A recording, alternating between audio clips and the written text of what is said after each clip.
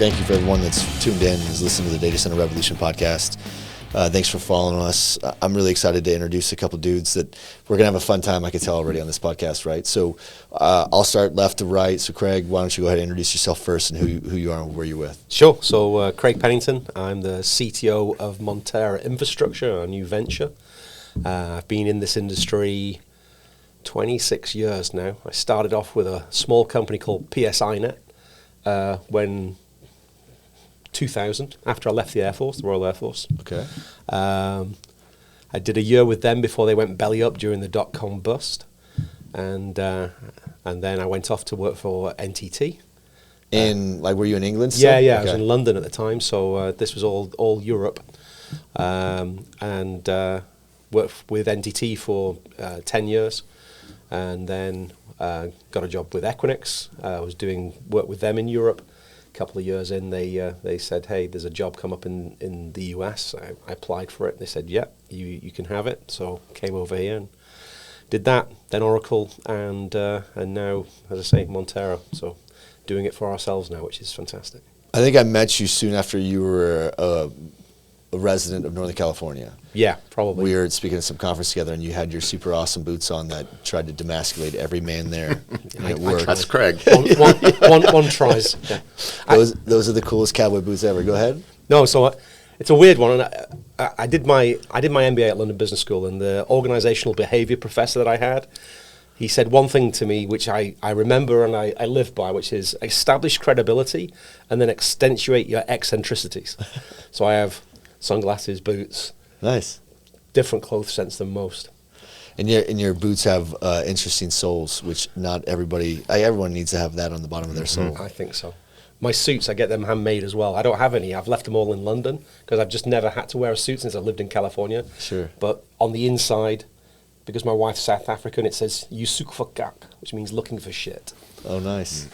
I like it. That's a very custom shirt. Yeah. I mean, a custom suit, I guess. So we're going to unpackage all the British stuff in just a second because I want to chat about you. So you guys probably met at Equinix. Go ahead and introduce yourself. Yeah, so Joe Walsh, the Chief Delivery Officer, and I got into data centers by literally falling into it. So I'm a civil engineer background, and everyone always asks me, how does a civil engineer get into data centers? Trust me, back in college, you could chase me with electrons. But thank God I had a good roommate that was an electrical engineer that said, hey, you're a civil engineer. You understand pipes and how water flows. And then breakers and valves are just opposite of each other. I'm like, aha, now I get it. Now don't ask me about Thevenin's equation and the I. But yeah, so I was working for a real estate developer in San Francisco, and we owned a telecom facility right next to 365 Main, and a certain developer was building a high-rise right next door, and this telecom facility housed AT&T and Verizon's main 911 switches for all of San Francisco. Well, they were building a 60-foot excavation for their parking garage to build a how-many-story building, and the shoring failed. Spear Street started to slough into the excavation, and our building that was built they built tanks for World War II. Go figure, in San Francisco, building tanks for World War II. It's just kind of an oxymoron now if you think about it. With all the earthquakes and exactly. Everything. Yeah. So a crack went right down through a certain telecom company's main switchboard, and so we had to do emergency recabling to keep the 911 switches up and them operating. So while doing that, I learned so much about data centers. Yeah. And then I was in a pool one day because I play water polo, and I was talking to a financial guy about, hey, we're going to get into more data centers. Swims up this guy, big Smith? guy. Oh, maybe. And I was telling the story, and I said, God, I should really ask him what he does. And so I asked him. And he's, oh, my name is Jim Smith, and I'm the CTO for Digital Realty. So I was like, oh, you know what? Yeah. And he's like, no, keep talking.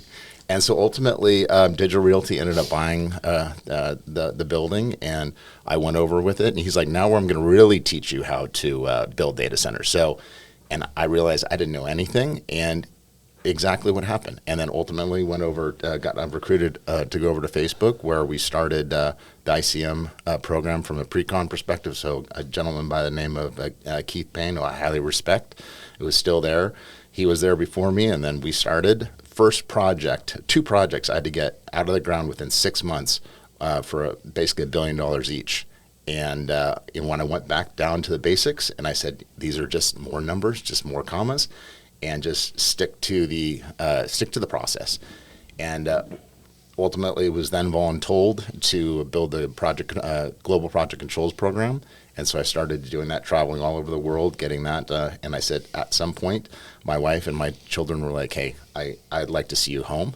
Sure. And so ended up going over to Equinix, where I was leading North America construction.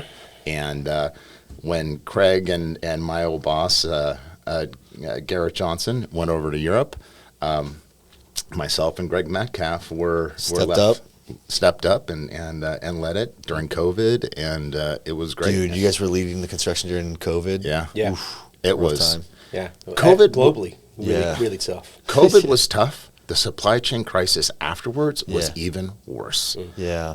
So, and this True. leads me into why Craig and I really bonded, and we worked a little bit with each other.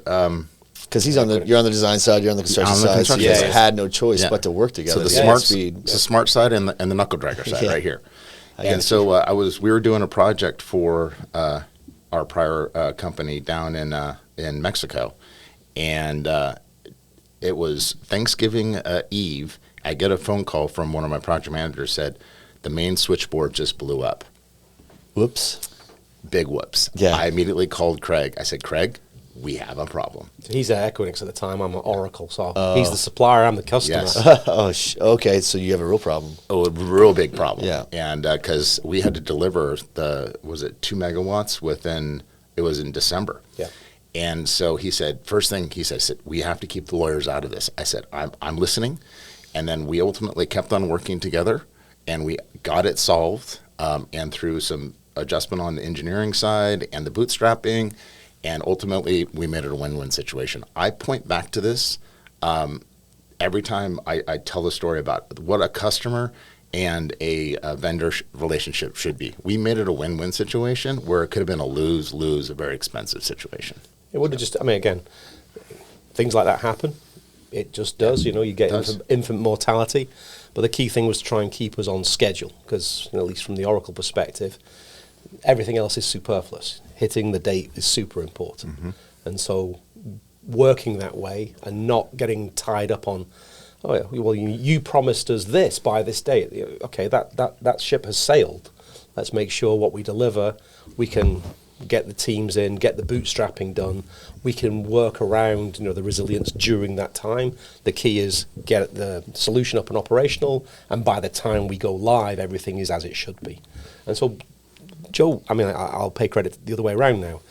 Joe and his team worked tirelessly to move equipment that was destined for other jobs to get it down there, work out how they could bring this back on track. Because main switchboard, you can't just go back to the manufacturer. Can I get another production slot? 4,000 amp switchboard sitting on the shelf. Months. Right. Yeah, so exactly. So that's I haven't blown up a switchboard, but I've blown up everything else through IST at some point. So how did it blow up? Through commissioning? So it was, I guess you could say it was during commissioning. So the controls guy forgot to put the connections in for the BMS into the main switchboard. So they did a shutdown over the weekend, and one of the electricians drilled into the switchboard, dropped a bit, and didn't tell anybody, went home. They powered it back on, the breaker tripped, and then did nothing and basically opened up. And then the commissioning agent came by again, reset it, boom. Damn. Luckily, no one was hurt. I've seen so many crazy things take place in this space, but you guys are talking. It's interesting. What's a pattern? There's patterns. I'm like you guys. I'm just trying to find the patterns, and the pattern is every time I have a podcast with someone and I ask them how they got in this space, it was in spite of themselves and not because of themselves. Right? Absolutely. Yeah. There was no industry called data centers for us to pursue. There was no industry for us to chart a course to when you were in the Royal Air Force. I was in the Navy, what you were doing. And there was just, we just happened to be at the right place at the right time when people need shit. Your story was even more fascinating because the growth really stemmed from Northern California, and then it kind of really made its way throughout all the rest of the NFL cities and over the pond, right? So it's interesting. That's one of the themes. The other theme is we tend to collide with people and colleagues and peers, and we tend to like to do business with people that we've done work with that we find to be transparent, predictable, and reliable, right? Honesty. So I say that because the relationships in this industry are almost as important as the products of the technology themselves. Do you 100% agree. I mean, I fell into this industry just as you described there, Kirk, which is like, I wasn't going out there looking to become someone in data centers. I want to be the CTO of an operator, right? Yeah, and and coming out of the Air Force, I was being sort of like lined up to go and talk to the likes of, I nearly joined Nortel, and that would have been a very different life for me because it would have been over with that company folding like probably a year and a half after I sort of left the Air Force. But I took this opportunity to go and interview for this company I'd never heard of called PSINet. I go down to their offices in London. I get interviewed by this guy called John Turley, and that'll be important in a little bit. And John interviews me. I think the interview goes pretty well. He's interviewing me for a project manager role. And I get on the train on the way home afterwards, thinking it's gone pretty well. And then my phone rings. I happen to have a mobile phone, probably like an early one. And I answer it, and he says, "Hey, it's John here. Can you come back into town?" I said, "Sure. Why?" He said, "Well, we don't think you're right for that role as the project manager. We'd like you to come back and interview for the European project director role with the European bigger scale, holistically higher level." Yeah. So he said with the European managing director. So I come back in, and what I didn't know at the time, but found out subsequently, is that John had, as just a great human being and a person that his ego didn't take over from the mission, like get the right people to do the job. He'd gone in to see the European managing director straight after the interview. He goes, "I can't take this guy. His experience is too, it's too big for me. It's too big a job. He needs a bigger job than this, and we've got this role. You should interview him." And then my other fortunate thing was that the European managing director was an ex-RAF warrant officer. So I come back in and we chat, and he understands my background, he understands my skills, he's got a lot more insight than normal. And I literally, thanks to John Turley, got invited back for an interview because he was like, he could have just taken me as a project manager, but he saw something else and was big enough as an individual to allow that to happen. That's great. And then just fortunate to interview with someone who got me the skills, and that was my foothold in.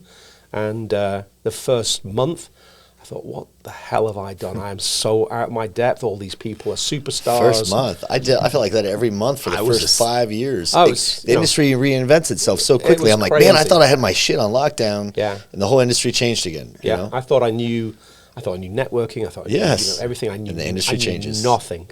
And but the slowly you sort of work out, actually I don't know what he's talking about, but I know how to get him to do that, and I know how to put these people together, and that's the managerial role that you get from the military, of understanding how to sort of marshal the assets and get a job done. I totally agree. What about you? I mean, it sounds like you guys are collected. You've collected quite the A team. You guys have probably less than 10 people, I think you were saying right now, but you're led by just a guy that can't jump out of a helicopter to save his life. Just the biggest candy ass. That's your CEO I'm kidding, ain't I? Obviously. You know what? To be like, never use them ever We again. want him on the ground. Yes. Luckily you did that. Yeah. Before Montera had started. Oh, yeah, they probably would have inked that. Yeah, so I know I have to do the same thing. I had to go get some Keyman insurance for this business I have, and they're like, okay, motorcycle. They're like going through all the things you can't do, and I was like, what about the helicopter jump? But I mean, like, no one's listening. No one's paying attention. But Aina did it with us this year. It's fine as long as you don't have 3 or 4 of you doing it at the same time. Yeah. Right. I know. I mean, it's a little risky, but this is the only guy. That guy he's a Navy SEAL, owns Trident Adventures in Hawaii. It's an incredible thing, and he's the only person, the FAA in the United States, is given the authorization to take people up in helicopters and let them jump out. Really? Yeah. How high does folks jump out? Well, Ana did it from 120 feet. No, not really. I think he was probably at like 12 feet. Okay. So, no, I'm joking. I can do. My mouth just hit the table. I mean, we were jumping at 30 feet, I Yeah. think, that day. I mean, I don't think I've done it much higher than that. I remember Matt Engler. Do you know him? The Yeah, chief We just saw him at the airport. Stud. Awesome guy. He's like the Latino Rob Lowe of our industry. You know what I'm saying? I love Rob Matt. Lowe wishes he was Matt. That's right. The most interesting man in the world was Matt Engler, right? But Matt, we all did it a couple years ago, and Matt went last, and he did the perfect asshole move, which was like, I just want to go 1 foot higher than the highest people that are already on. No, like, I want to go 50 or, you know what I'm saying? He goes, whoever had the last highest, I just want to go 1 foot higher so I could talk shit for the rest of the year. And Matt had the title for a whole year. So he jumped one. His answer was, how high did you jump? And he said 1 foot higher than Ophel or Tinoco. So that was a cool time with him. And it's good that he gets to. He went through, I mean, the guy just seemed like he was just racing through life, and it was cool that he took the time to come do that with us. Plus, that's what I was asking you guys kind of off camera. I'm like, I saw you out here in Texas, you know, less than a year ago. We were all talking, we were having barbecue at a different place, talking about other shit, and I'm like, and now you guys are at this amazing company. That came from, just dovetailing it all back full circle, is we start in this industry and you have no idea where you're going to begin. You don't even know, like, I didn't know where the bathroom was, so to speak, right? All the language, I come from the military, all the EIEIOs and all the things that you have, and then you learn it's really not technology, it's just another language. And once you learn the language, then you can understand the means and methods of delivery of such a product, and then you're understanding, you know, how important safety is. And go ahead. What I was saying was building that, like, we use technology to build networks, like LinkedIn and shit, but now we don't need networks anymore. We just need more relationships. So the industry allows us these conferences that we're doing. I mean, this is DCAC. These conferences allow us to sit down and really develop and establish a meaningful relationship with people that we have to. The types of programs that we're talking about are make or break programs. These are programs, each one is the next Manhattan project of our generation. Yeah. And I mean, we're working on programs. You guys were working on a program that was the largest ever built in the history of time, right? And we get to be a part of that program. I got 50, 60 people out there probably too, right? So I mean, and we're only going to grow and scale as you understand that there's programs that are going to be shadowing some of these other ones that have come along, right? So my message is we build these teams, right? We build relationships, and you guys have a really good quarterback with Eamon, right? Yeah, we definitely. And that guy, before I met him, I had exchanged notes with him a few times because a lot of people that I have a great deal of respect for have a great deal of respect for him. And that's not easily come by in this space, especially with some of the guys I go trucking with, right? When Laramie went to go work with Eamon was really one of the first times I even knew who Yonder was.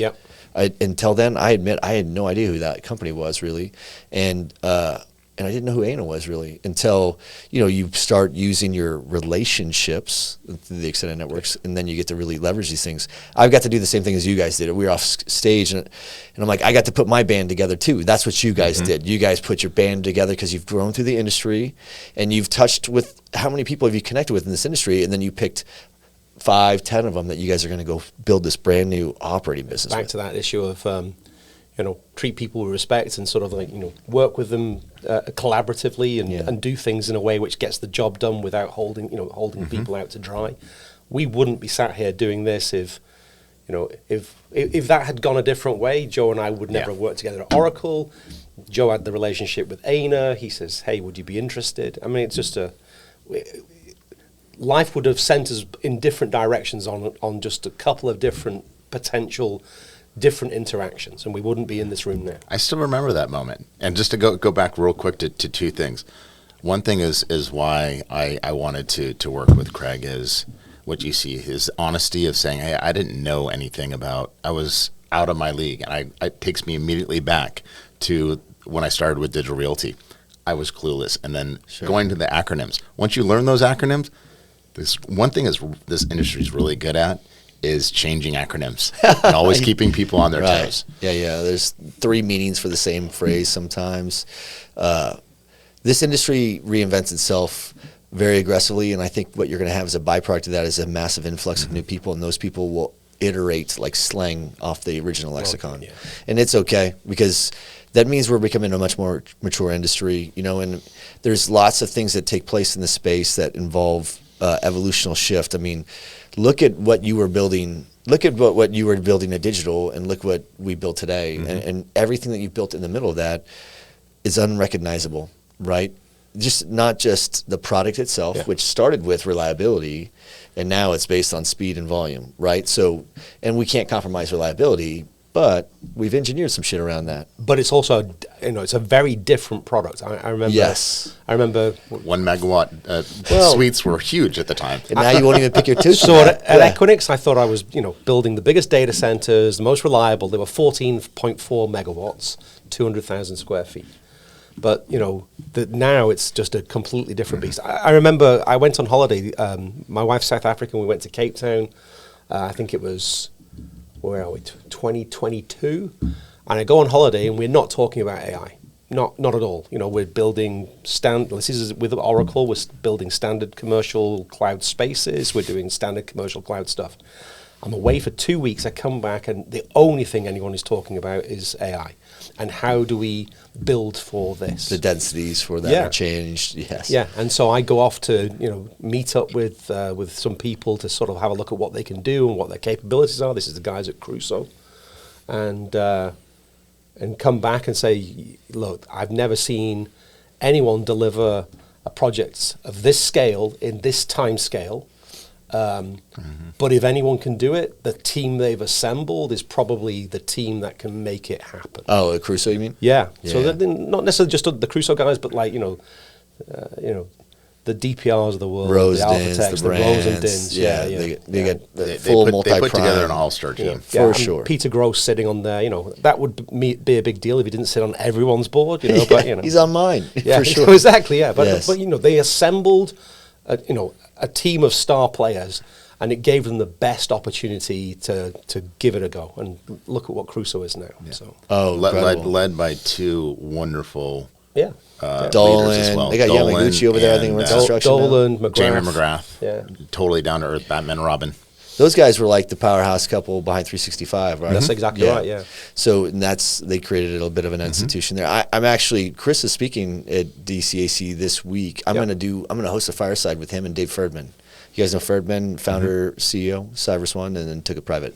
Right. Anyways, he and Stein and Shaputas and Peter Hopper, those four created PDI, Primary Digital Infrastructure Partners, which I'm sure you guys had to engage with through the Stargate side of it, right? So we're having lunch with them on tomorrow or Wednesday. Yeah. Great dudes, great guys. But the industry is really, I'm seeing the strength pull. I think that my role in this industry is to remove the kinks. Like Dave Ferdman's role now is, like when you sit down with PDI, their job is to increase the volume and velocity of deployments in this industry by taking the trillions of dollars of pent-up demand of capital in the capital markets that wants to be in this space and figuring out a way to get it in the hands of operators who are going to be able to go sign leases, with large, sophisticated enterprise end users in a way that's they could be financed, right? That's the only way to get the programs going is it's a finance construct right now. I know that energy is a big function of that too, and power. It is, but we're getting really bright about working out how to sort of circumvent the limitations. We're all sort of pinning our future on SMRs and, everyone getting access to, carbon-free power through that, but that's a way away. And we've still got to get from where we are now to that sort of 2035 goal, at least for, large-scale potential production using SMRs. But it's just... There's some very smart people working this industry, from the hyperscalers all the way through to the knuckle draggers like Joe, and we get shit done. We get things done, including the limitations, working around the current issues of trying to get power for sites. So there's a lot of work with gas, a lot of work with on-site generation. Look at the rise of VoltaGrid and people like that. So going to like the core of that piece, like just how our relationship is, you have the design and the ampersand construction and delivery. Those two things coming together, and why we work so well together is Craig will pull me from a technology going, hey, this is going to be out there, 5, 6, 10 years out.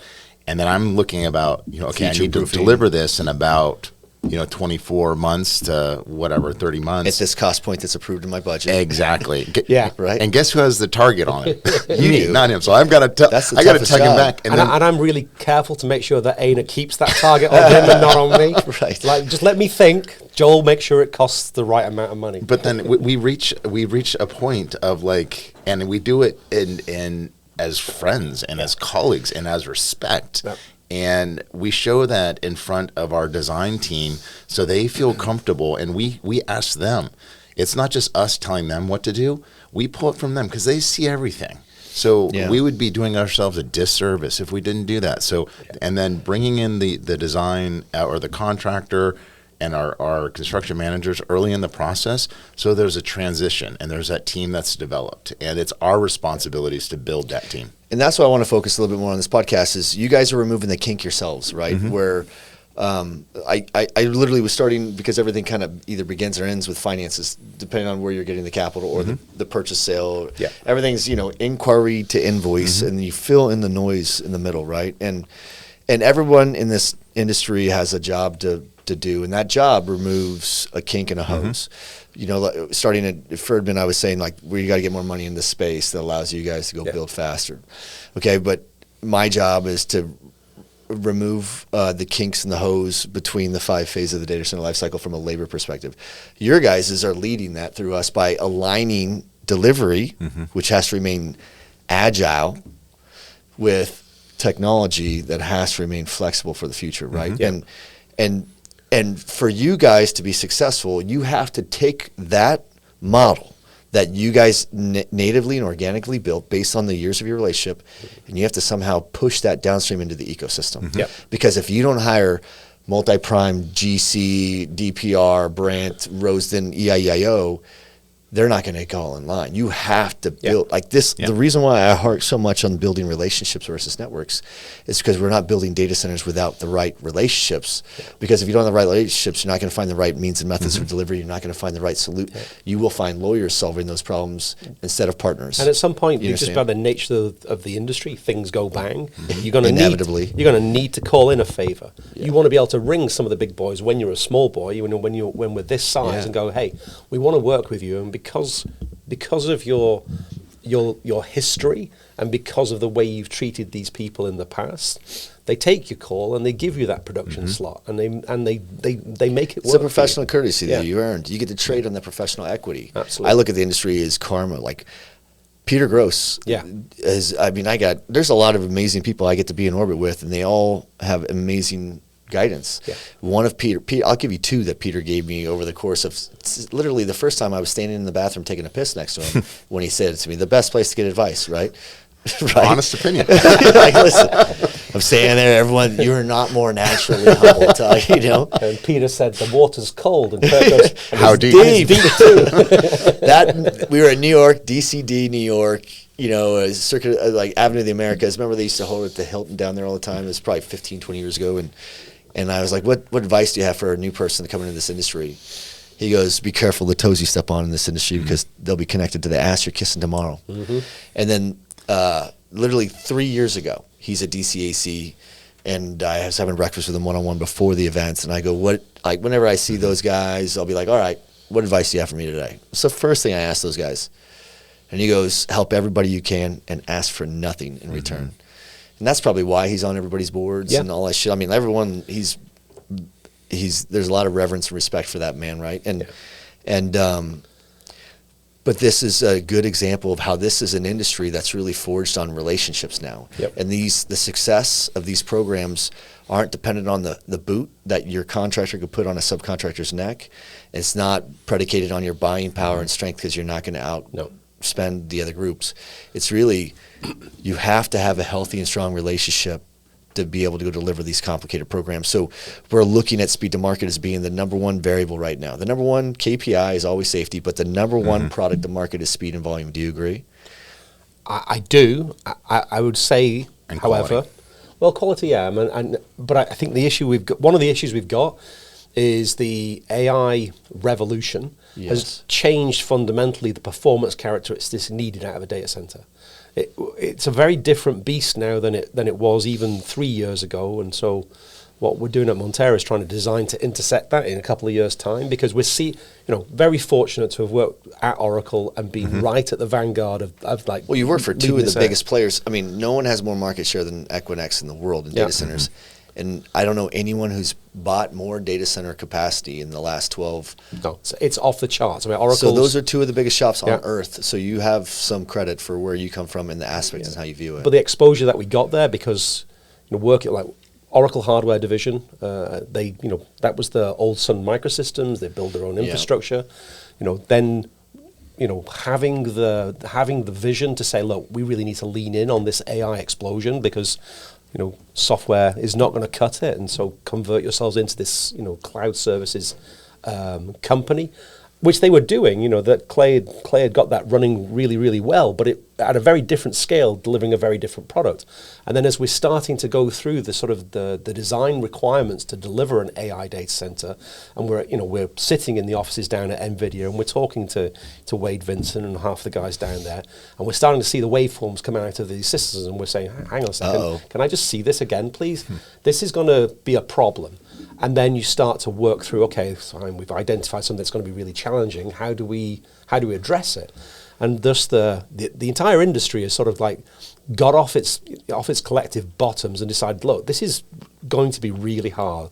It's really hard on the electrical systems, really hard on the mechanical systems. And so, in Oracle, we were lucky. We managed to assemble a great design team, really great design team. Fantastic. Working with all these guys to try and how are we going to deal with this? And so I've continued to sort of advocate for that collaboration in the industry, because I think I said it on I was put on the iMasons 100 this year, and I said in like a little press release afterwards, like a rising tide floats all boats, and I mean with that this industry is going to be massive. It's going to be 10 times as big as it even is now in 10 years' time, and there's enough need for us all to be successful. Let's share the underlying problems, find the solutions, then compete for the market space, absolutely. But the last thing we need is someone going in half-ass, doing a really bad job, because it colours the perception of the entire industry, and we're better than that. Yeah, so I advocate very heavily that collaboration through my peers, sufficient to still allow for that competition for the market share. But we all need to get this right. We all need to do the best job we can to deliver for AI, because the market, we don't have enough power to deliver for the United States. We're going to be doing this for the next 10 years easily. And it's a race we sort of need to win. This is one where we either win it or the Chinese win it. And I think we need to win it. Yes. Listen, we're going to zoom out on that last part, because it is not just a technology base, it's a national security. Right now, AI is the largest demander of energy, and right now you have China commissioning 31 nuclear reactors over the last 3 years and still building 100 coal power plants this year.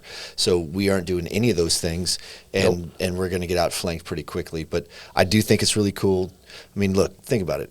I'm a knuckle dragger too, right? So you and I aren't smart enough to be able to be chill like him and be like, look, the problem is quality. When yours is speed, right? Like, you're right. You better get that shit right. And it better be the same product in 3 years from now, because that's where the gun's to your head. Like, hey, Craig, if we have to rip out and replace the entire mechanical permutation because you didn't think high enough about densities, or like, look, I'd be frightened to death right now knowing that they're talking about going to 800 volts DC on a power delivery model and going 1 megawatt to a rack. Future-proof around that, brother. 2. Well, I haven't heard about that one yet. But like, what I'm saying is we're not even at 1, let alone 2. But of course, that's what you have to design to. At the same time, hey, I don't care about the supply chain. I don't care about the trades. I've never built what he's talking about, by the way. You're going to have to go build it, because we have a contract to sign. This SLA is Absolutely. But that's the game. Do you understand what I'm saying? So like, either way, there's guns in everybody's heads in this game. And go ahead. That goes back to what I said earlier. It's the and between the design and construction, because if the construction's up with the design and they're a partnership, there's that transition. So they can start seeing things going, okay, I need to think about this. I need to be thinking about that. And hey, how can we make these changes a little bit from the design to be able to execute quicker? Well, the problem with iterating designs is that you can make it to where it's more economically efficient on the long term on an OpEx basis. But because it's not that the CapEx is higher, but most likely would be, it's because the schedule is delayed, which is what drives up the CapEx, right? So my message would be, you got to be really careful introducing the best flex capacitor iteration to a program. Listen, because then you have a product that slows down in deployment. And like what I've seen was, look, all I do, I don't thank God I have to think about the shit you have to think about. And I'm a technology incubator for labor. So when people need more humans to go execute, you need someone to bring your vision to life, right? Yeah. So, and you do too, right? Absolutely. So like we're the people that are trying to figure out how do we do that. And I'm like, man, if you make it to where, you know what makes it easy now is when people started code locking their products. Like when Compass said, hey, we have a small, medium, large, and they have a James Bond theme, and everyone now knows exactly what that product is. Even in Chicago, instead of going up, that's the same. Does that make sense? So like they know what that is. And the best part about that is you can have more predictability on your supply chain when you're iterating or designing the future. I mean, I imagine the densities you have to get to will require you to look at products that have a much smaller resource. There's less pent up demand of opportunities to suppliers, and that can happen and transition all the way down to labor. If you put something too complicated in front of some of these trades that they never built before, and you give them the same schedule to build it against a homogeneous building, you're going to put risk and safety to the program. I mean, I think the future is you've got to make it simple. Despite the fact I think all the time about optimizing designs, I'm also very mindful that the best way to go fast is to repeat the same job. So you learn on the first one, go through an iteration, go do 5 of those before you do a V2, if you can. I mean, I agree. I think that one of the big things at the moment is dealing with these spiky waveforms. It's driving us towards that DC future, that 800 volt DC, because it will certainly help. But we're not there yet, and so we're not there yet because the technology that's necessary to do it at scale isn't there yet. You could do it on a the technology is not there for that scale. Yeah, the regulations are not there for that scale because now that we've you're introducing interruptions to the grid. Well, it's the fact that you've got 800 volt DC, but it's plus 800 volt DC. There's nothing out there at the moment that gives you the regs around that. You can do plus and minus 400, but that's not the way that the market wants to go. So there's a whole raft of stuff we've got to bring along with us. And we're busy, in our designs, we're still sort of, giving ourselves that out, that if we don't end up with an AI customer, we can still deliver a commercial cloud. So we're wasting a bit of footprint. So we've still got, the space is big enough to do standard commercial cloud. But I see that, that will go away as people really get their minds around what is an AI data center. You're going to end up with commercial cloud data centers and AI data centers because why build all of that footprint of that concrete and when you really need the plot of land, which is probably your sole limiting factor, the land and the power, because when you buy a plot, that's your boundary. You can't build outside of it. So you're going to need most of that land for chillers and maybe generators or on-site generation, certainly, electrical rooms and mechanical plant everywhere. So you need the concrete to shrink because the white space, when you are at that 1 to 2 megawatt per cabinet, is a lot smaller than it, you've done in the past. So look, where's the pressure at? The guy that has it designed to where you have to aim to where the puck is going with your design. Yes. And you have to put together a labor force that's going to iterate off of that, because the first one through the wall is always the bloodiest. Like the first time you ever do anything is the worst. I mean, the AI we're using right now is the worst AI we'll ever use in our lifetime when you look back in a year from now, right? Yeah. So like everything is evolving very aggressively to the point where sometimes I feel like we can't just rely on technology to save us. We have to rely on humans and the relationships we build with each other to be like, we have to stream. What I was trying to say is everyone has a kink that they're trying to remove from the program, whether it's from finance to the sale. And my job is to remove the kink regarding, I think yours is removing the kink on the inside to where you can iterate off your designs as long as it doesn't compromise the integrity of what it has to deliver on schedule and on time. Because you're not Oracle, you're an operator, which the primary line of business to generate revenue is that product, whereas Oracle, it could have been a cost center for the other things that they were doing. Sure. Right? I'm not suggesting I understand the business model behind Oracle's business, but my thing is any enterprise traditionally looks at their data center as a line of business of cost so they could operate. Like Southwest Airlines needs to have a layer of technology of e-commerce capability to be able to, but their primary line of business is to use airplanes to shuttle people throughout the places. The luxury that we've had is both of us working at hyperscalers. So when I was at Facebook, Meta, and also at Oracle, we got to see, what was behind the curtain. And one thing that I always noticed is that the vendors weren't really leaning into the customers and what they were saying. I felt like in some cases they were assuming what they wanted without actually having those conversations. Interesting. And so on this side, what we're doing is based on that information and understanding, we're leaning in. Before we're designing something, we're having those conversations not only with the companies that we worked with, but the neo clouds and the AI. I want to know your guys' opinion on those neo clouds. Are you thinking they have the space? I mean, they have a market. They're delivering services which we need. I think the likes of CoreWeave, Anthropic. They're doing what the market needs. The hyperscalers, the traditional hyperscalers, have got probably the biggest market share around this, but they've all got their space. Mm-hmm. Someone wants to have that AI as a service. Someone wants to have it as a bare metal.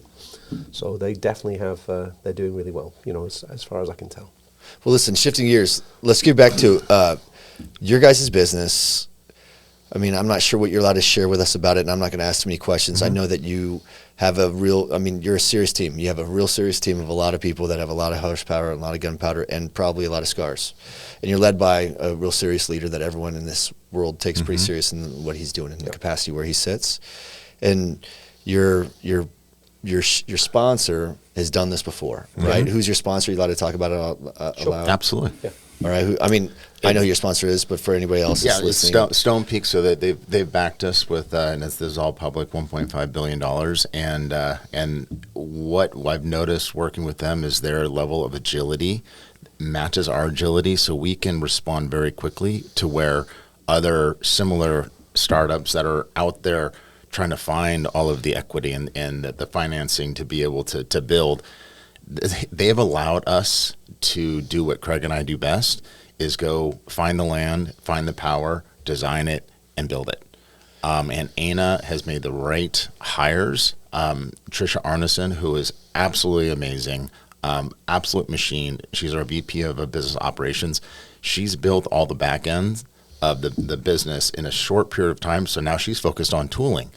Once again, it has allowed us to propel forward and do things and hopefully be above the expectations of where our equity partner thought we would be. So it's been a great ride. And they've far. Seen some. Your sponsors Absolutely. Seen some. I mean, they're big behind backers and other couple of groups in the space for it. They only have three pillars that they invest in. So transportation, digital infrastructure, and power and utilities. Energy. And that's been helpful as well. Having that handhold into the energy department or energy side of the market has really helped us as well. And it's also been challenging as well. They're super smart money. They really lean in. They keep us honest. They make us think about the hard financial issues, which you guys have to be learning so much too, because listen, it's a lot different than the hyperscale side where you guys have been, and this is the best thing that you guys could be doing too. For talk about a 360 on the industry in terms of now you've seen the optics from every aspect of it. You know what I'm saying? You guys will be. I do think that you have a unique advantage as a operational team because your sponsor has a lot of credibility, and I think that what I would be super interested in always understanding, Craig, whenever you start doing what you do, is the unique challenges you think this industry faces and what you guys are going to be doing with it, because yours follows that, right? I mean, like, I spend my time on delivery. I'm like you, man. We have to go put points on the board. Someone with a big fat brain comes up and says, I want to do this. And then someone's like, let's go figure out how to do that for them, right? And that's great, right? Yeah. But like, what's the unique challenges that you guys see that you're solving for? And I always tie this back to humans being the ultimate solution, being the way that you guys are going to streamline your relationship between design and construction, which everyone has an emphasis on it to an extent, box checked, but not everyone really leans into it and pushes it down to the delivery teams. And if the delivery teams are not, they're more worried about failing each other than fighting each other. Does that make sense? Then you're going to see a higher level of output and productivity. And I think that you have some unique challenges. You you have a unique, both of you have a unique view with your past lives into the linear trending and the patterns of this industry's growth. Yeah. I didn't know about 2 megawatts per rack. I mean, that's going to make me want to throw up in my mouth, right? But we'll solve for it when the labor. Someday I'll put together a training platform for how to put labor in the field for it. But what are you solving for? Well, I mean, as we said right at the start here, we've got this conflagration of all these issues, which is AI is a new technology which we're all trying to exploit, but it comes with these challenges of it's a super hard workload for a data center or a utility to handle because of the nature of the way that it starts and massively overshoots its nominal power needs. And then as it's doing the job, it then goes to idle whilst it writes things off, and then it does it all over again, and it does it over... Just massive spikes? Massive spikes, and they just keep going for forever. And so for a utility company, where the relationship up until this point has been, tell us what your ramp rate is, tell us what you truly believe you will cap out at, so don't tell me you're 100 megawatts, we know you're only going to take 60. And just tell us how long it'll take you from the moment you open the doors to when we need to deliver that for you, and everyone is happy. And that's just not the case anymore. You know, literally, just look at Abilene. They've got 8 buildings on the go, you know, simultaneously.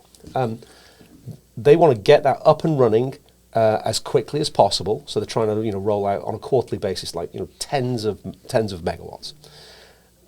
When it does get up and running, if you can draw 110% of the power available, you'll draw 110% of the power available. Yeah. They literally are going to take it right up to the limit, because the thing is, every kilowatt generates a token. That's been like Wade's mantra. Every possible piece of electrical power, every electron should be delivering a token. So if you're wasting it doing cooling you don't need, you're wasting it. If you've installed infrastructure that you can't address because you've got your breakers wrong or your conductors wrong, and so you've got nascent capacity upstream but you can't utilize it, you're wasting tokens. And so we have to think through about, look, we're going to really hammer the grid. We've got to make sure that we stay within what they're able to safely deliver without affecting the local population. So when you say we're going to hammer the grid, we're hammering it on volume and spikes. Absolutely, yeah. We're going to be. I mean, I don't understand how we'll not trip the grid for certain aspects, right? I don't know if we've fully solved for it all just yet, have we? We're going through. I mean, this is exactly what we were busy with at Oracle, trying to work this out. We're in the first flush of the you know, the FAFO bit. We're in the find out phase, and there's a few issues out there. Some of this is not working. You know, it wasn't an Oracle issue, but there's certainly a data center. We're exploring new frontiers of the way that we draw and demand energy. Absolutely. Yeah. Period. How, you know, the amount of it we need, and the way we're going to need to be able to address it and utilize it, big changes. Yeah, and then that power. So you've got the issues with the utility issue. Then you've got to deliver that inside the data center. That's some sort of fairly novel and unique things that come from having a 2 megawatt cabinet. Just think about the cable you've got to get to that cabinet. Shit, yeah. And then the cooling. Well, and then you can move on from, hey, I've got to get the power to these, you know, really and dense the fiber, things, and I've got the network to it without melting the fiber. Exactly. And all that power you're bringing in, information doesn't carry, you know, energy, so all of that power in is heat out. So now you've got to cool it in a different way. So that's where the liquid cooling comes in. So data centers in the last 2 years have fundamentally changed. Yes. I remember when I was at Equinix, I did their technology advisory board. I brought in a load of people from industry, and the CEO of Schneider was in the room, and we were talking about liquid cooling. And I was convinced, absolutely, this is like 7 years ago, liquid cooling. It's, you know, it's happening now. Right. And he said to me, yeah, Craig, liquid cooling, it's the cooling of the future, and always will be. And now it's prime. This is the now future. Now it's the future. Yeah. How crazy is that? All right. So, what are some misconceptions that you think the industry has about the industry that is maybe overhyped a little bit? Are there some things that you think we're not really going to do? Like you said, the future of something. It'll always be the future. Like how about this? When I first got in this industry, I'll maybe go backwards. Something else that's coming full circle, and you probably are going to be tracking this just as much as he would be, is the modular delivery model, right? And since I got in this game, everything was tracking to where like a modular power solutions model was going to be what everybody was doing. And Crosby was talking about it at panels like, hey, we will one day automate the manufacturing automobiles, our data centers in the same fashion we do automobiles right now. And there's advantages to building in a static environment from a quality perspective. But there are, and you're taking, I think what it does is it opens up a shit ton of jobs for the middle class that don't require trades.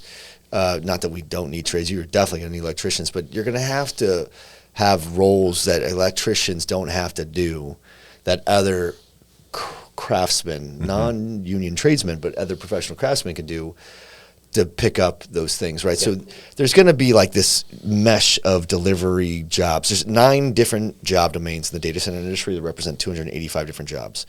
I think that there are jobs that kids will have in 2 years from now that haven't even been invented yet. Sure. Couldn't agree more. But there's going to be something to where what he does on iteration design will be limited to the supply chain's ability to solve for that on a mainstream. And then you have to figure out, how are we training these people to deliver this product, especially in bespoke markets, because we're running out of hotels in Abilene, or I got to go build man camps and stuff. Well, that's exactly right. Yeah, I mean, you think about where all of these large language model campuses are being built. You've got to bring in the people to construct it in the first place and then operate it afterwards. And it's expensive. Well, and they're not. That's not that local population at the moment. You know, that's a very different makeup. You know, if you look at Abilene, it's very much sort of like cattle and farming. So there's a fundamental shift that comes with these jobs, and I think. But that's the nature of the human sort of advancement and evolution. Yeah, this is the Industrial Revolution. This is, there's going to be displacement, no question, but hopefully, potentially, everyone should be getting the better job from that. AI, the thing we're building these data centers for, is taking away a lot of the mundane research type stuff that you would have to send off a load of junior engineers to do for you to come back and create a paper. But they shouldn't be concerned that they're going to lose their jobs. They should just be using that jobs. to augment their future role, so they can be better faster, because that you can save so much time doing the basic research that just took up so much of the time to create the paper or have the idea in the first place. Hopefully, it lifts everybody up. Yeah. But to go back to kind of what some of the challenges, I still have PTSD from the supply chain crisis and. A place where we worked. You said that was worse than COVID to you guys. It was worse than COVID. It was challenging to work across borders. I had to mirror my commissioning team on both sides and the technicians on both sides of the border up in Canada and down in Mexico, which was a challenging. But once we figured it out, that we could figure out Zoom and Teams, and we were able to get it to work. One of our biggest challenges during the supply chain is. First there were the lithium-ion batteries and the 800 breakers, and it was the bus bar copper. It was, you name it. Transformers. Everything. Yeah, everything. Everything. And I went to, because I always want to forget we have 2 end-of-use our customers. One's operations. They're on the front lines. They have the hardest job out of all of us. And if we don't design it and build it, they can't operate, the customer suffers. And so what I did when we were at Equinix, I went to the operations team first and going, hey, we have this supply we have to deliver. I need your understanding where we're at right now. Is I know you want the same breaker type manufacturer, et cetera, but ultimately I got them to buy in, and then it helped me deliver to our customers. But it was a challenge. I when I was doing this, I was like, what did I do in my day job before? I'm more like tracking down PDUs, RPPs, breakers, and so I'm always, when Craig and I were talking about basically designing a resilient data center, I think we should always have 2 vendors per equipment type per region, so we have the ability to shift, and maybe that's 2 modules, or maybe we can build a equipment room and slip those in like the old school. Skids and not the containerized. So just modular was something that I think I do think it's time. I think most of these builds from from the fit out perspective, downstream of the PDUs and shit, definitely will also be, if it's slab on, they're going to be roll them in. And we're seeing it. We've been doing it on the MEP for years, right? Yeah. So especially now, everything's supported by steel from terra firma. That's been an interesting change just because of the weight of everything that's now going into the data center. That idea of the suspended loads, pretty much everything's getting posted up now because it's just so heavy. Yeah. So then once you sort of stop thinking through, you've got this difference in everyone's, suspended load capability. Everything can now be standardized, posted. You can construct it off-site, make sure all of the components are there, flat pack it or fold it or deconstruct it to a certain extent, bring it in and then reconstruct it so much quicker because half of the QC has already been done. This is now integration testing on site.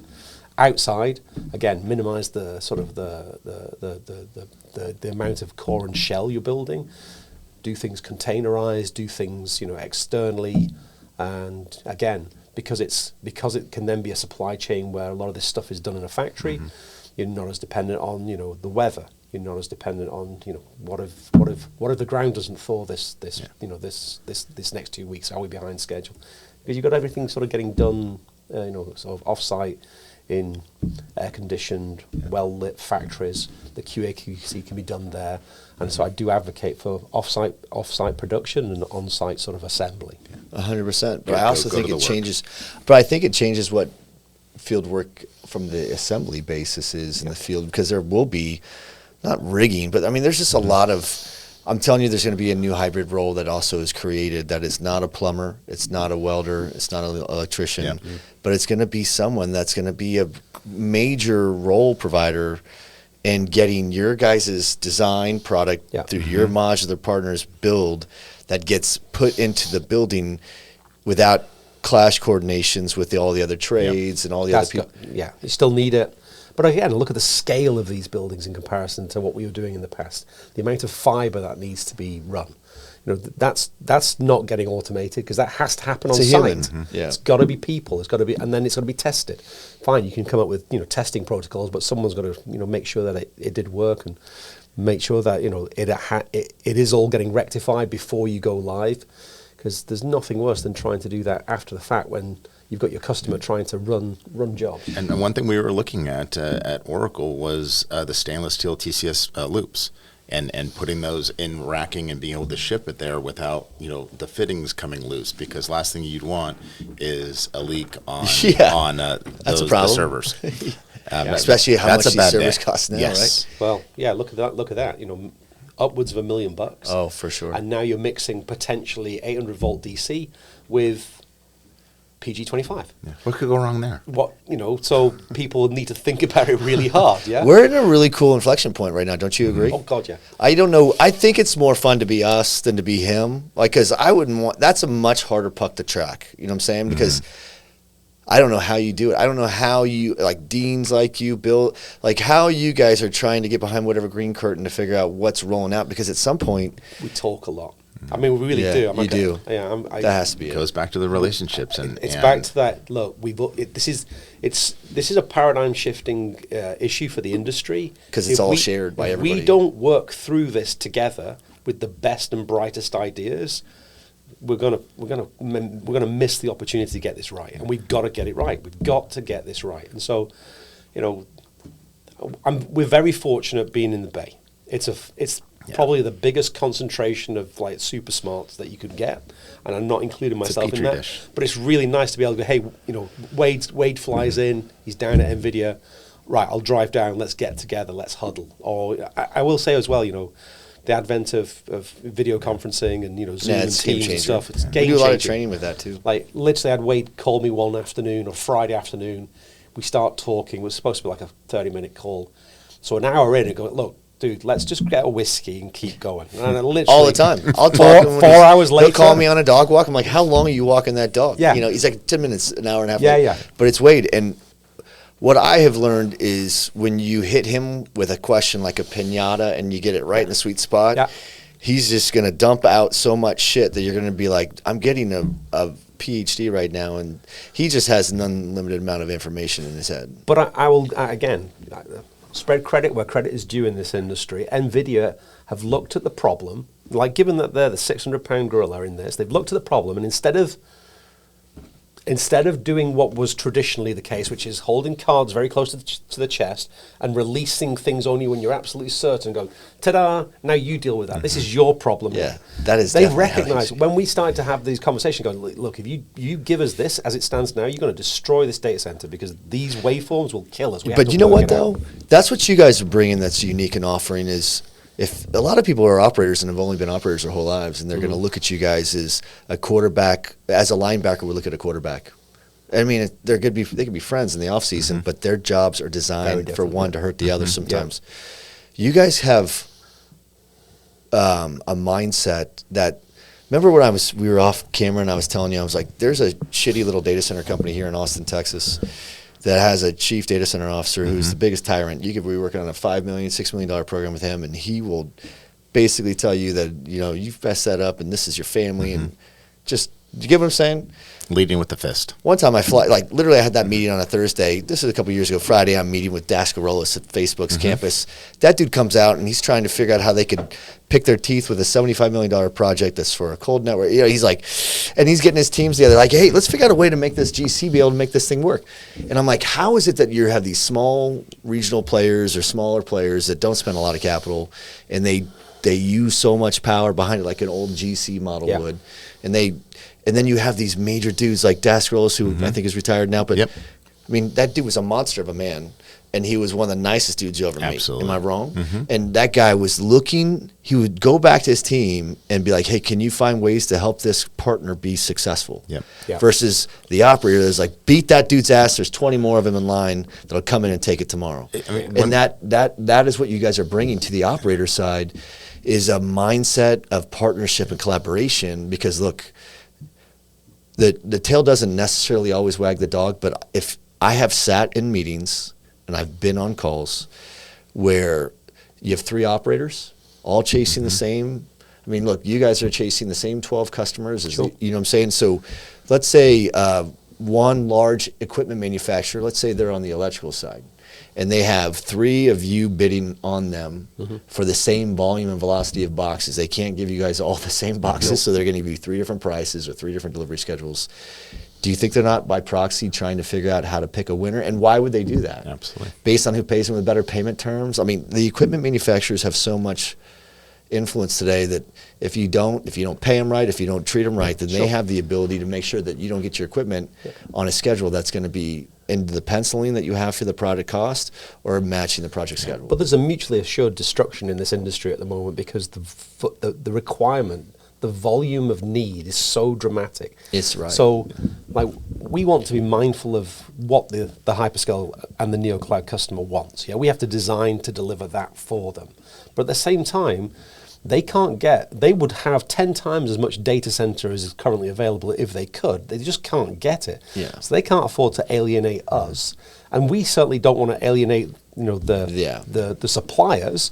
We want their production slots. And so this little sort of everybody needs triangle, each other. Everyone needs each other. And this is why I think we're at this but we're removing those kinks in the hose now between us all. We're removing the kinks in the hose, but the demand is so big, the pie growth is so massive that now is the time for true collaboration. Yeah, when the supply chain was different and you were literally fighting for that one customer, and so there were 3 people going after the same customer. That's not the case anymore. Like, if you've got anything on offer in 26 or 27, someone wants to buy it. Someone wants to buy it. Yes. You're not going to struggle. So you can afford to sort of like make sure that everyone gets a bite of this, because again, back to that earlier conversation, this is a race we need to win. So when I was at Facebook, one of my biggest takeaways from Darren and Alex Johnson was how they embraced their vendors, as you had mentioned. He was the nicest guy. We called it, or actually, I'm not sure if it was Darren or Alex coined it a quapetition. And what that allowed, initially the GCs and the subcontractors were so uncomfortable with it. Yeah. You give it a year and a half, they loved it. They realize it's not competition. There's so much work coming along, like you said. they need you need them all. Yeah. Like I was about ready to go speak at one of the large hyperscaler conferences, and the guy that runs their construction was like, "Hey, I want you to interview. There's 7 GCs that we use that we give $1 billion. That each of those 7 get $1 billion, right?" And he's like, "We're going to put 5 of them on stage, and each of those we're going to talk about like how they work together, right? These 5, look, they don't need 5 billion individually. They're happy choking down 1 billion from one customer each. They're sharing that load. That one GC, I mean, there's 7 GCs getting $1 billion. Don't count the ones that are downstream of that are getting a whole bunch too. But it's a leadership thing. That guy's also former military, and he sees the value in the co-opetition side of what you're talking about. And now I was going to lead a panel where I was sitting the presidents and the CEOs of those 5 large GCs, and those are the ones that you guys all know too, Holders and Turners, White Turners, and those are the ones that are mobilizing. I mean, they're monsters, and now they don't see each other as competition, but there was a time where they certainly did. Yeah, absolutely. Right? And it goes back to actually delivering a standardized product, because if you have a GC is going to build it a different way than another GC, and if they're not talking, I mean, the customer sees what's going on between the different contractors. If they bring them together to get them to share those ideas and be able to execute the same way and efficiently, they get those same outputs. Yeah. And it's a huge advantage. They're working like that. I'm watching the biggest absolutely. GCs that used to be the biggest gorillas that are all now very protective of their space, but very collaborative on behalf of the customer, right? So like, I don't think the customer doesn't have a gun to these guys' head. I think that they realize like this is what the customer needs. They need. There's no one army that could solve all their work, and they need them all singing from the same sheet of music. And the only way to do that is to get them all sitting down talking. And the other side is that honesty and transparency that's necessary in the industry as well. The last thing anyone needs is a GC who can't deliver the work because they've overextended themselves. They've tried to grow to a point where now they can't get the talent to deliver the projects. So the good ones are still going to push the envelope and still going to continue to grow, but they're going to tell you, they're not going to try and triple the size of the company in the space of a year, but they're going to say, look, we can't take any more, and be honest with their customer, because it's just a better way to do business. Like know your limits, still expand, still push a little bit, but don't overextend to the point where you lose credibility. That's a relationship thing. Huge trust and relationship thing, and I'll add on to that is. I have GCs and subcontractors coming to me all the time for work, and I already know they've got a tremendous amount of backlog. Those general contractors and subcontractors and vendors say, "Hey, you know what? I'd love to do this job for you, but I just can't put my best foot forward for you guys. I just don't have the people or the backlog right now. I've got too much backlog." Immediately, I said, "No, I am so appreciative of what you just told me." I said, "Your stock just went up in my book. Absolutely. You come back when you have Don't come here until you're ready to execute. Exactly. And if you do, then we'll find you work. And let's keep talking. I will always take their call after that. Me too. Always. But that comes from not networking. That comes from building relationships. That comes from us sitting down, doing what you're talking about, doing what we're doing right now. Like, look, I don't think the industry could play its cards so close to the vest anymore. Nope. I think that the Oracles of the world need to have a really healthy relationship with the developers, and those developers need to have an incredibly healthy relationship, not just with the general contractors, but with the trades. The trades that are performing the work need to make sure that how many people will be on Stargate by the time that program's done? 8,000, 9,000 people? Yeah. Okay, so you need that. You need armies, and you need them to be bought in, right? So they have to be read in before they go all in, and give you everything they got. So I see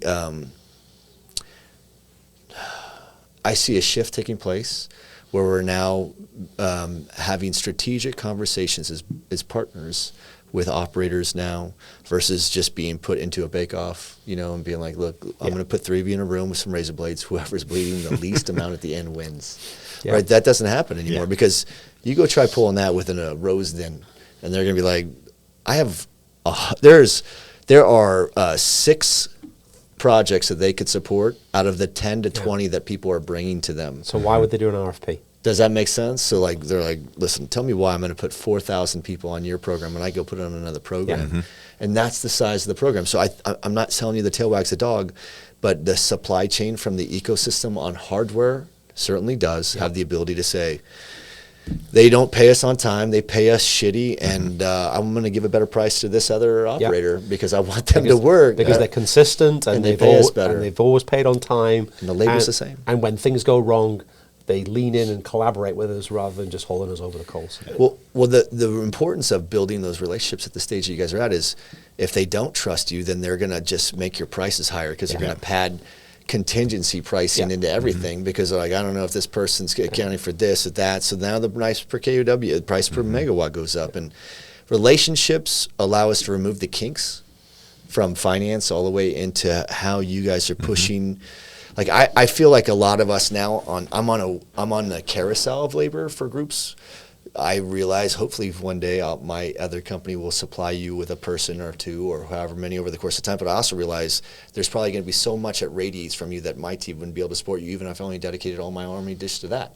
Right, so it's like this ecosystem's repopulating. Does that make sense? Yeah. And I see us working closer together and talking more aligned to each other from the supply chain perspective across all aspects. That's the equipment manufacturers themselves as well as the labor providers. We have to know it because like we have companies that call us now. They're like, I need 20 people and like 3. It's not like, hey, we need 3 people. This is the 15th of the month. I've hired 30 people this month. And now I got to get them trained, right? So the thing is people are coming to us for 20 people at a time or 40. I need 34 people in the next 4 months in this one market. By the way, that's a market that costs another $1 million to $1 million. 1.5 million a megawatt more for labor because there's not enough labor force there. That's how much it costs to get people out there, right? So, and there's a significant amount of that stuff taking place right now, just within the United States. You seeing it? Yeah, absolutely. I mean, yes, just getting the labor where you need it. I mean, Joe has to deal with this, He's like, that's a Joe problem. I don't have to worry about this. The good thing is I'm involved and responsible for site selection too, so I get to pick it. Yeah, exactly. You have to follow the power right now, to be honest with you. Yeah, that's true. But I mean, again, this back to the should people be worried about AI taking their jobs? No, but your job will change because all of this needs to be delivered. We don't have the people, so there's. I mean, imagine there's work in construction, there's work in operations, there's so much that's coming from this. We just need to sort of adapt and sort of realize that some of the jobs that we used to do are no longer going to be necessary. What's your crystal ball? What do you guys see the industry going? I'm not asking you to tell us your secret sauce, your IP, but I won't even ask you which parts of the United States you're going to, right? But what is this problem, the unique problem that you are going to be solving with what your guys' product is? Is it removing the kink on the way you deploy these things by bringing them together and unifying your labor force? Is it by simplifying the design of the product to where it's easier to build? What are you guys doing? I'm really confident and just, and not to, bow down to my brother over here, but I mean, I get to work with an amazing design professional. And then how we work together and with Anna's background and how we lean into the customers. I've got so much confidence in the design. I feel really good about it. And then how I mentioned earlier, Craig pulls me along in different directions, and then I kind of tease him back, so we get to that point. No, I think. I forgot where I was headed with this. I'll help you. I'll help you out. No, so let's just be really clear about Montera's sort of philosophy about what we're trying to deliver. So the current wave that we're in at the moment is LLM, so a large language model. But the next wave, which we're only just at the infancy of, is the inferencing. It's the delivery of the output of those large models, and that needs to be done relatively close to the current major population or business centers. Like on the edge or closer? Well, you could consider it like an edge, but it's like let's say up to like 50, 70 kilometers outside of those tier 1 markets. Because we don't mind having a little bit of latency on things we're doing, but there's going to be automated things, sort of like travel, for instance, where we're going to need to have very fast response from these AI engines directing traffic, etc. So Montera is positioning to be able to deliver inferencing data centers, which we see is probably like 10 times the total volume of need than LLM in the next 5 years. So we're looking at land and power within that 50 to 70 kilometers of current tier 1 markets. And so you can, and as a fund, we're set up to deliver for the United States and Canada only. So that leads you immediately to sort of where we're looking. So it takes you all the way down from Toronto and all the way around the eastern seaboard, around through Texas, and then sort of back up through California and the Midwest. Well, we're not only limiting ourselves there, is especially with this massive demand we're seeing in the market. If a customer wants us to look at opportunities elsewhere and bring those opportunities so they can fulfill those needs, with the right customer and that relationship and trust, we would definitely go out to a tier 2 and there is that. But what's the size now if you're doing let's talk about like this when we were first building cloud. Remember, 50 megs was a huge thing. Massive, yeah. Right, so cloud data centers are now a certain size. AI data centers that we talk about, the large ones, are 100 megawatts the size of.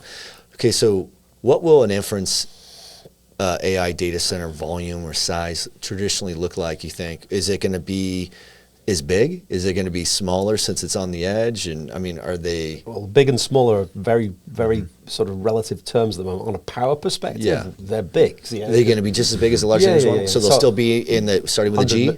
Oh, no. Okay. About 100 megs a build. Okay, so that sounds... But how many of those... Are you going to be building a 1 gig campus on edge, or are you going to be putting those bespoke 100 meg there, 100 meg there? Our hypothesis is 100 megawatt buildings on a 300 to 500 megawatt campus. Yeah, exactly. Now, that makes more sense. That's where we're playing. I've been working with others, again, part of this collaboration, part of sitting in and seeing how the industry is changing, who are... positing a 10 megawatt containerized data center, and that will go right downtown. For the really truly latency. That's the inference AI equipment. non-edge. That'll be traffic control. That'll be autonomous vehicles. That'll be whatever it might need to be, where immediacy, proximity are super important. And so you will end up with this scaling situation where we're playing on that sort of that inferencing model is this little bit out of the major locations at what we now would consider a medium scale, and 5 years ago we would have considered to be a massive data center complex, 300 to 500 megawatts. And like I mentioned before, I think I've mentioned this before, is we're still focusing, cloud growth is still growing. There's an enterprise need that's getting squeezed out. So, hey, in the right market, and that's caters back to the design, is a flexible design to be able to do the high density to 80-20 liquid air or all air if we do cloud or enterprise. So that's how we're spending a little bit more money up front to build a more flexible and resilient data center that can serve the needs of multiple customers, and just looking down the specs of each one of the customers of where are we meeting them, where they're at, and where are they going to go. And I feel like I mentioned earlier, I feel very confident where we're at right now and the vision, and I was teased, Craig, he's always going on these exotic trips to these advisory boards, but he comes back with just this a little bit extra knowledge that tugs me a little bit more to this side. It's super important to be educating yourself in this space, and it's just evolving every week, it seems like. And because for the past 15 years, we've been able, candidly, to design the same thing over and over. Yeah, we got good at it, too. We got really good at it. We drove the price per megawatt down the whole way. Mm-hmm. And, that is now that sort of rod for our own backs, because, the hyperscalers still think that the new data centers can be delivered for that price point. Out of their mind. Yeah, so, but, they'll beat us to do that. And we'll get really innovative about how do we not make it a massive increase in cost. This is where Aina and Stonepeak, we talk about us working well together. The thing that Aina brings to us is an amazing understanding of the potential customer base. He's so connected to all of these people, but also his mental ability to think through design to cost analysis, like on the fly. Yeah. You don't get a free pass. He will hold you up and nope, that's not going to fly because it's going to be outside of the price point. Yeah. So he brings that amazing sensibility to the team as well. I can go out there and plan for the future and and try and set this amazing vision.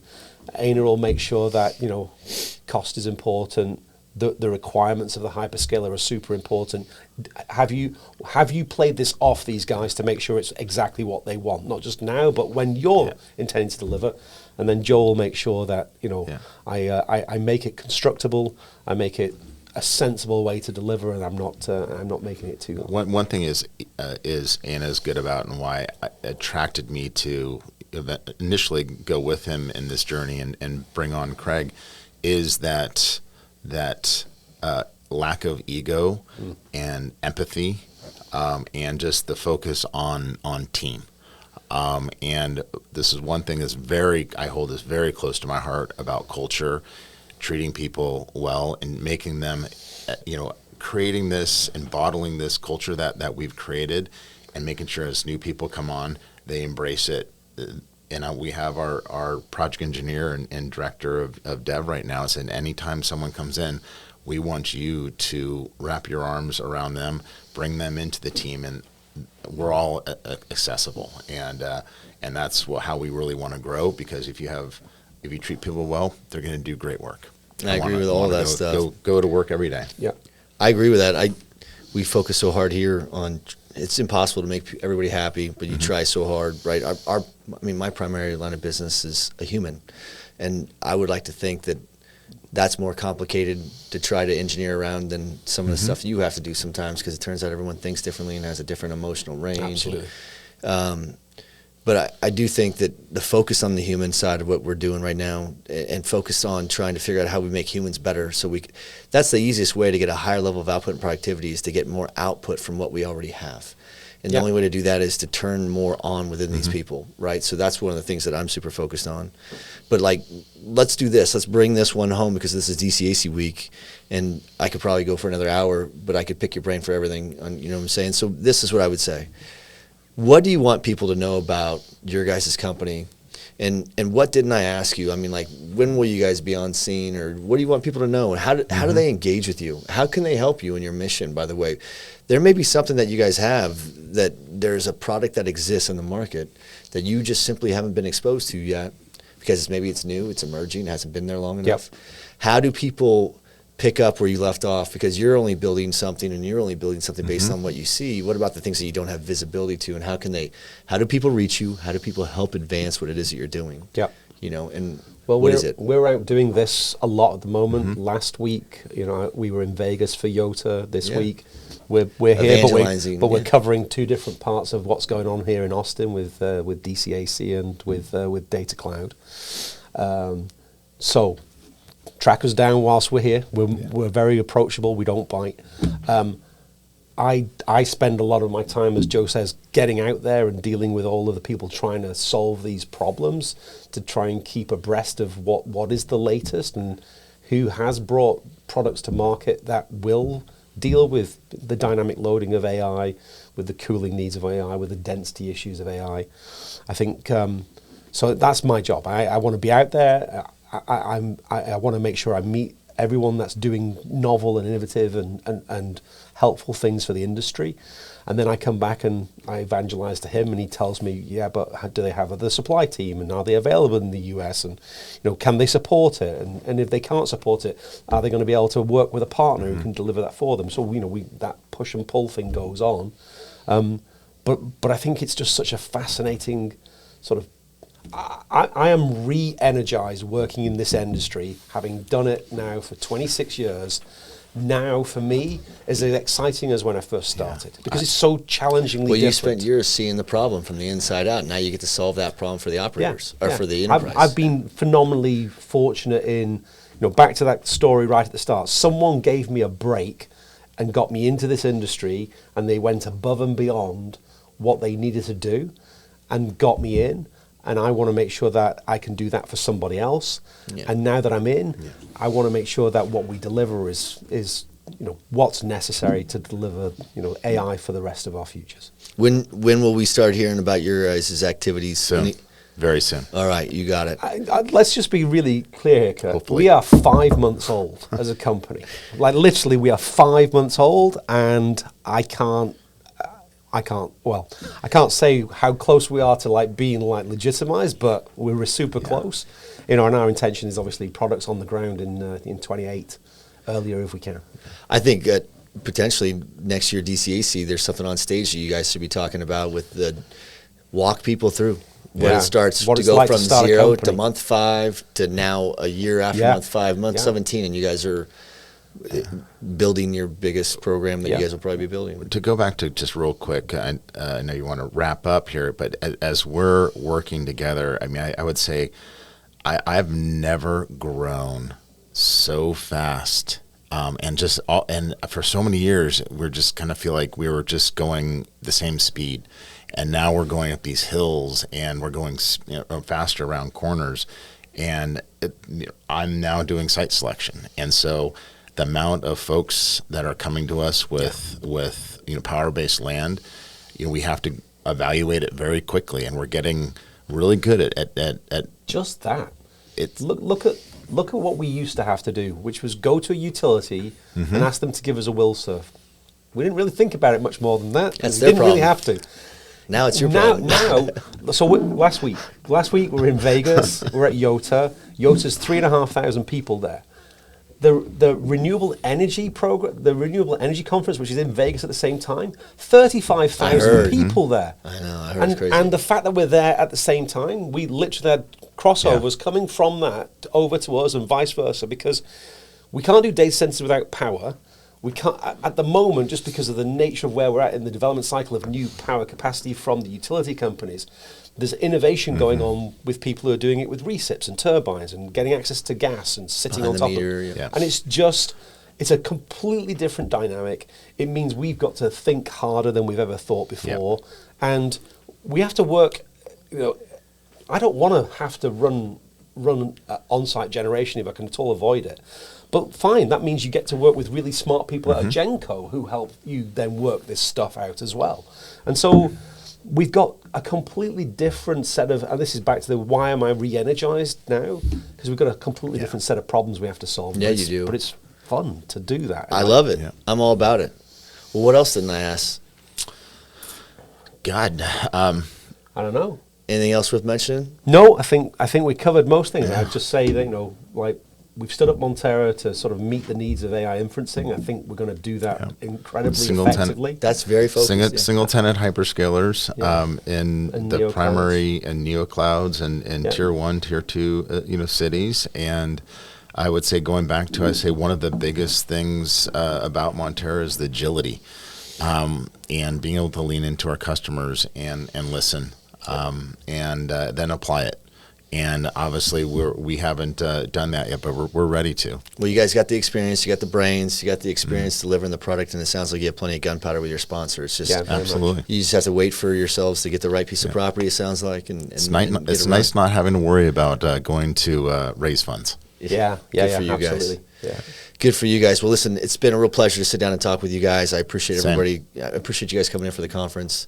And I hope to be sitting down with you guys in another year from now doing this conference, or doing this podcast at least, talking about how far you guys have made it by trying to change the way you approach the market. So It'll be interesting. We'll do this again in a year's time and just look back on this one as memorializing that first 5 months. for sure. We're going to be a very different organization in 12 months' time. And I'm excited to watch you guys grow. We're obviously excited to help you guys grow if the opportunity arises. Thank you very much. Thanks, everybody. I appreciate it. Thanks for being here. Cheers, guys.